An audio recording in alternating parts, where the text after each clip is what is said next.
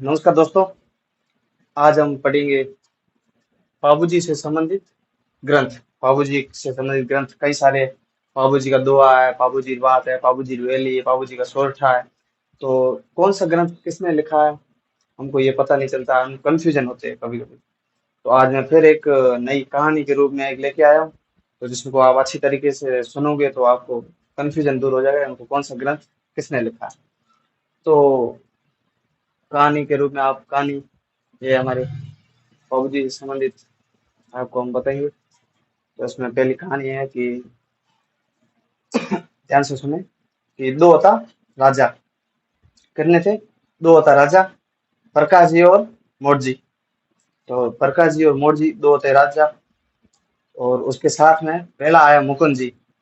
मुकुंद जी उसके साथ में गए, कहीं जा रहे थे। वेला आया मुकुंद जी, तब बातें करी लक्ष्मी की। किसकी बातें की? लक्ष्मी की बातें की। तो लक्ष्मी की बातें की तब रीस आई, राम जी ने रीस आई। तब राम जी को रीस आई, तब उन्होंने क्या किया? शॉर्ट हो क्यों राम जी ने क्या किया? शॉर्ट होका राम जी ने तब गीत गाया दास जी। दास जी ने क्या किया? दास जी ने गीत गाया। और बिछिया बजाओ, गीत क्या गाया कि बिछिया बजाओ छम छम। तो ट्रिक हमारी ये लिखी हुई है, पहले देख लो आप। दो होता राजा, प्रकाश जी और मोर जी, आपने मैंने कहा सुन ली। वेला आया मुकुंद जी, उसके साथ में आए मुकुंद जी। और बातें करी लक्ष्मी की उन्होंने बातें की। लक्ष्मी की बातें की तब राम जी को रीस आया, उनको गुस्सा आया कि शॉर्ट हो क्यों राम जी, शॉर्ट। और गीत गाया दास जी। गीत दास जी ने गीत गाया कि बिछिया बजाओ छम छम। बिछिया बजाते हैं लक्ष्मी जी छम छम। तो हम लिखेंगे ऐसे, देख लो आप। एक नंबर पे है बाबू जी का दोहा। क्या? बाबू जी का, ये आप देख, बोर्ड थोड़ा छोटा है, उसी वजह से मैं पूरा बाबू जी का दोहा ऐसे लिख रहा हूँ। बाबू जी के, ये बाबू जी के दोहा। बाबू जी का दोहा लिखा लेखराज।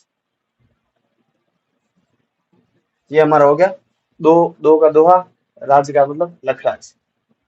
दो नंबर पे है बाबूजी प्रकाश। और बाबूजी प्रकाश किसने लिखी? मोर जी आसिया। ये है हमारे प्रकाश।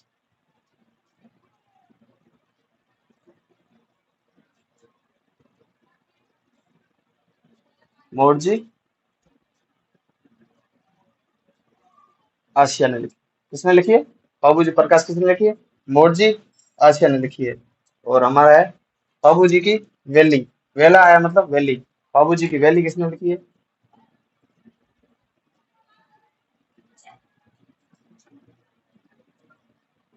मुकुंद सिंह। किसने लिखी है? बाबूजी की वैली लिखी है मुकुंद सिंह ने। और चार नंबर पे बाबूजी की वात। क्या है? वात। बाबूजी की वात किसने लिखी है? लक्ष्मी कुमारी चुंडावत। लक्ष्मी कुमारी चुंडावत। और आगे आया सोठ हो क्यों राम जी। सोठ का मतलब होता है बाबूजी का सोरठा। अब बाबूजी का सोरठा किसने लिखा?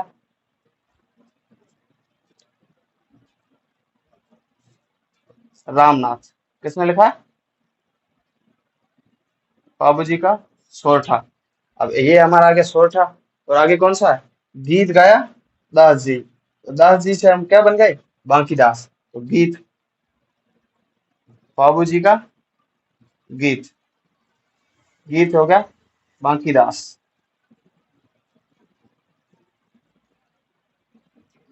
गीत हो गया दास। और लास्ट में कौन सा? और ये हमारे हो गए ग्रंथ, और ये हो गए नाम। और लास्ट वाला थोड़ा उल्टा है, इसका आगे कर लो, ये पीछे। आगे बाबूजी का छंद है। बाबूजी का बिछिया नहीं है, बाबूजी का छंद। बाबूजी का छंद किसने लिखा?